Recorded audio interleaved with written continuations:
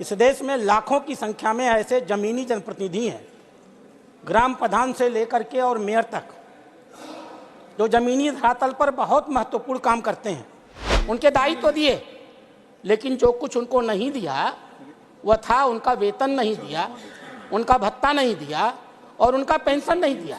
जोहार, नमस्कार दर्शकों। जनप्रतिनिधि सुनने के बाद आपके जहन में सबसे पहले क्या आता है? आपके जहन में आते होंगे वीआईपी गाड़ी से लग्जरी के साथ, अपने पीए के साथ, अपने अंगरक्षकों के साथ उतरते हुए वो राजनेता जो कि माननीय विधायक बन गए हैं, सांसद बन गए हैं, विधानसभा में, लोकसभा में, राज्यसभा में बैठते हैं।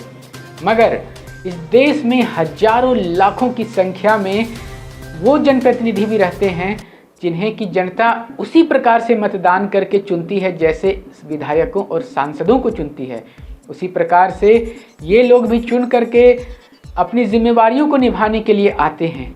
कौन है, आइए जानते हैं इस पर विस्तार से। बने रहिएगा वीडियो के अंत तक। ये पंचायत प्रतिनिधि कहलाते हैं। त्रिस्तरीय चुनाव का जिक्र आपने सुना होगा। संविधान के धारा 243 के 11वीं अनुसूची के अंतर्गत 29 विषय ऐसे हैं, विभागीय विषय हैं ये सारे के सारे, जिसका की शक्ति और अधिकार इन पंचायत प्रतिनिधियों को दिया जाना है। अब इन्हें चुनने के लिए तो त्रिस्तरीय चुनाव की पद्धति को अपना लिया गया है। इसके द्वारा ग्राम स्तर पर गांव के मुखिया और ग्राम प्रधान चुनाते हैं, प्रखंड स्तर पर पंचायत समिति चुनाते हैं जिसका अध्यक्ष प्रखंड प्रमुख होता है, और जिला स्तर पर जिला परिषद सदस्य चुने जाते हैं जिसका अध्यक्ष जिला परिषद का अध्यक्ष होता है। मगर ये तो कागजी बातें हो गई। इस प्रकार से चुनाव होता है। अधिकार क्या क्या है इनका? जितने भी वो 29 विषय हैं, उनका जो वित्तीय अधिकार है, उनका जो प्रशासनिक नियंत्रण का अधिकार है, इन्हें दिए जाने की बात है। एक एक करके बात करते हैं। जैसे उदाहरण के तौर पर मैं कुछ ही विषयों की बात करूंगा। इनके साथ इतना भेदभाव क्यों? बहुत तरह से भेदभाव किया जाता है। जैसे कि आपस में भी कई भेदभाव हैं कि जो 300 फीट की सड़कें होती हैं उसके लिए मुखिया के फंड में जो है वो जो राशि है वो 3.5 से 4 लाख तक का भी हो जाता है, मगर पंचायत समिति को 2.5 लाख के अंदर ही ये सड़कें बनानी है। अब सड़क की लंबाई वही है, मगर फंड में इस प्रकार का भेदभावपूर्ण रवैया क्यों? जैसे खनन विभाग की बात करते हैं। खनन विभाग में जो बालू घाटों की बंदोबस्ती होती है, उससे जो प्राप्त आय होता है उसका 80% इन पंचायत प्रतिनिधियों को, पंचायत समिति को, मुखिया को दिया जाना है। मगर वास्तविकता क्या है कि 100% पैसा जो है वो थाना और अंचल के जो लोग हैं वो मिल करके डकार जाते हैं। अब सोचिए, वो पैसा अगर इन पंचायत प्रतिनिधियों को मिलेगा तो जनता के विकास में कितनी अच्छी सुविधा हो पाएगी। अगर कृषि विभाग की बात करें तो कृषकों में लाभुकों का चयन करना हो गया, कृषकों को प्रशिक्षण देना हो गया, उन्हें अगर उन्नत बीज और पौधे को वितरण करना है, उन्हें कुछ प्रशिक्षण दिया जाना है, तो उसकी जिम्मेदारी, उसका जो सारा का सारा जो शक्ति है कि किसे चुनना है, किसे प्रशिक्षण दिया जाना है, जांच करना, इन सारी चीज़ों का ये सारा का सारा अधिकार जो है इन पंचायत प्रतिनिधियों का होता है। जल संसाधन की बात अगर हम कर लें तो उसके अंतर्गत जो कनीय अभियंता से ले करके जिला स्तर तक के जो अभियंता हैं, उनका जो काम करने का जो गोपनीय रिकॉर्ड लिखा जाता है, जो उनका काम का जो कॉन्फिडेंशियल रिपोर्ट होता है, उसे लिखने का अधिकार भी जिला परिषद के सदस्यों को मिलना चाहिए।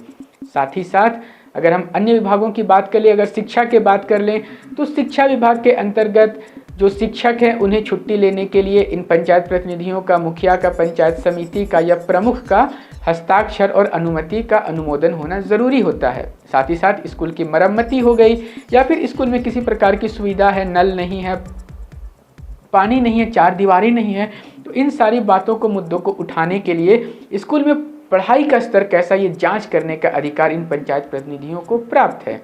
अगर हम बात करते हैं स्वास्थ्य विभाग की तो हर प्रखंड स्तर पर एक प्रखंड स्वास्थ्य मिशन का गठन किए जाने की बात कही गई थी।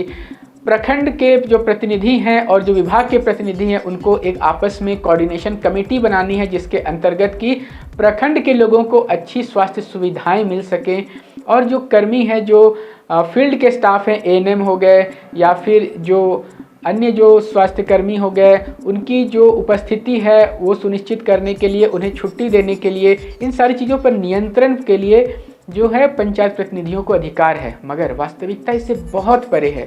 और अगर हम इन अधिकारों के साथ साथ सुविधाओं की बात करें तो स्थिति इतनी दयनीय है कि आपको सुनकर यकीन नहीं होगा। 5 रुपए मिलते हैं प्रति किलोमीटर इन्हें चलने के लिए। अब अगर आप किसी मोटरसाइकिल में चलते हैं दर्शकों, तो आप कल्पना करिए कि आप 10 रुपए का पेट्रोल भरा करके 2 किलोमीटर यात्रा कर सकते हैं क्या? क्या इतना सुंदर माइलेज कोई भी मोटरसाइकिल देता है? और अगर 4 चक्कों वाली गाड़ी की बात कर दें तब तो भाई आप कल्पना ही नहीं कर सकते कि इस पैसे में घूम सकते हैं। और उससे भी दिलचस्प बात यह है कि ये भी पैसा इन्हें नहीं मिलता है।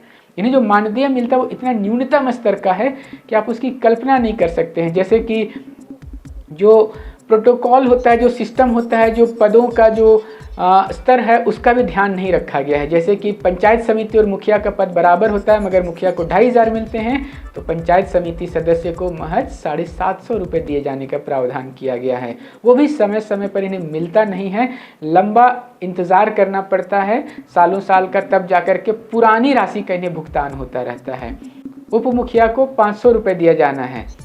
ये मानदेय भी इन्हें समय समय पर भुगतान होता रहता है, तो कुछ तो इनकी सांसें चलती रहती है। अब आप कल्पना करिए कि आप कोई भी पूजा का, कोई भी त्यौहार का, कोई भी उत्सव का, किसी भी प्रकार के समारोह या कार्यक्रम का अगर चंदा लेने जाते हैं तो विधायक और सांसद तक पहुंचने में इतनी जद्दोजहद है कि आपका साहस दम तोड़ देगा, आप चंदा लेने नहीं जा पाइएगा। और पहुंच भी गए तो चंदा वो लोग देते नहीं हैं कि भाई इतना बड़ा क्षेत्र है, कितनों को चंदा देंगे। मगर ये जो पंचायत प्रतिनिधि हैं ये जनता के बीच रहते हैं, इन्हें मजबूरी हो जाती है कि इन्हीं लोगों के बीच हैं और अब इनका जो स्तर है वो आम जनता से ऊपर हो गया है। तो अपने सम्मान को बचाने के लिए इन्हें हर जगह चंदा देना हो, आर्थिक सहयोग करना हो, किसी को सुविधा पहुंचाना हो, सारा का सारा ये काम करते रहते हैं।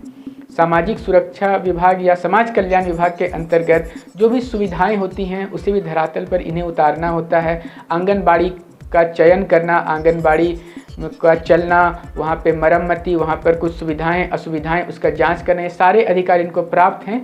मगर इन अधिकारों को ये उपयोग करेंगे कैसे? इसके लिए इन्हें उन अधिकारियों का भी सहयोग मिलना चाहिए जो कि शायद ही कभी कभी मिल पाता है, वरना अधिकांश समय पर अधिकारी और इन पंचायत प्रतिनिधियों के बीच में एक संघर्ष देखने को मिलता है और इस बीच में जनता के मुद्दे कहीं ना कहीं दब जाते हैं। इन्हीं बातों को भारत के संसद के उच्च सदन राज्यसभा में उत्तर प्रदेश के एक सांसद राधा मोहन अग्रवाल ने उठाया है। आइए सुनते हैं उनके शब्दों को। भारत के संविधान में यह व्यवस्था है कि व्यक्ति काम के बदले में वेतन पाए और समान काम के बदले में समान वेतन पाए। लेकिन दुर्भाग्यपूर्ण है, इस देश में जनप्रतिनिधियों के साथ ही दोहरा आचरण किया जा रहा है। राष्ट्रपति महोदय, उपराष्ट्रपति महोदय,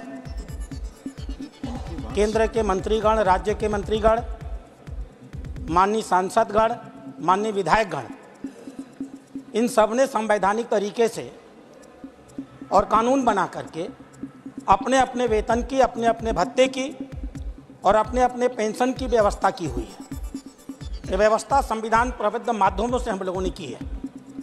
लेकिन दुखद है, इस देश में लाखों की संख्या में ऐसे जमीनी जनप्रतिनिधि हैं, ग्राम प्रधान से लेकर के और मेयर तक, जो जमीनी धरातल पर बहुत महत्वपूर्ण काम करते हैं। विकास की जो भी योजनाएं हम यहाँ बनाते हैं, जमीनी धरातल पर उनको लागू करने का काम वही करते हैं। वो प्रत्यक्ष जनता के संबंध में रहते हैं। लगातार जन समस्याओं को लेकर के उन्हें 24 घंटे काम करना होता है। हमने इन बड़े जनप्रतिनिधियों के लिए संविधान के तौर तरीके से वेतन की, भत्ते की और पेंशन की व्यवस्था कर दी। भारत अकेला ऐसा देश होगा शायद जिसने संवैधानिक रूप से 73वें और 74वें संशोधन के माध्यम से ग्रामीण और शहरी क्षेत्रों में लोकतंत्र का विकेंद्रीकरण किया और स्थानीय निकायों को चलाने के लिए जनप्रतिनिधियों की संवैधानिक रूप से व्यवस्था की। उनके अधिकार दिए, उनके दायित्व दिए, लेकिन जो कुछ उनको नहीं दिया वह था उनका वेतन नहीं दिया, उनका भत्ता नहीं दिया और उनका पेंशन नहीं दिया। मैं जानना चाहता हूँ इस सदन से, इस सौतेले और इस दोहरे आचरण का आधार क्या है? क्या वह जो छोटे जनप्रतिनिधि होते हैं, क्या उनके परिवार नहीं होते, उनके माँ बाप नहीं होते, उन्हें अपने माँ बाप की चिंता नहीं करनी होती, अपने बच्चों की चिंता नहीं करनी होती, आखिर किन कारणों से आज तक हमने संवैधानिक रूप से उनके लिए यह व्यवस्था नहीं की? स्थानीय आधार पर सरकारें, मुख्यमंत्री दया की तरह उनको वेतन, उनको भत्ता देते हैं, ब्यूरोक्रेसी उनको नियंत्रित करती है। यह दोहरा आचरण इस देश में समाप्त होना चाहिए। अगर हम संविधान संशोधन लेकर के जनप्रतिनिधियों को लाए थे तो हमें उस कानून में यह व्यवस्था करनी चाहिए थी कि हम उन्हें आर्थिक रूप से समस्त बनाते। हमने नहीं किया, हमने लोकतंत्र का मजाक उड़ाया है, हमने उन्हें अधिकारियों के आधार पर छोड़ दिया है। और इसलिए मैं सरकार से मांग करता हूं, अध्यक्ष महोदय, आपके माध्यम से सरकार से मेरी अपेक्षा है, सरकार संविधान संशोधन करे 73वें और 74वें संशोधन में, और अपने सारे स्थानीय जनप्रतिनिधियों के लिए वेतन की, भत्ते की और पे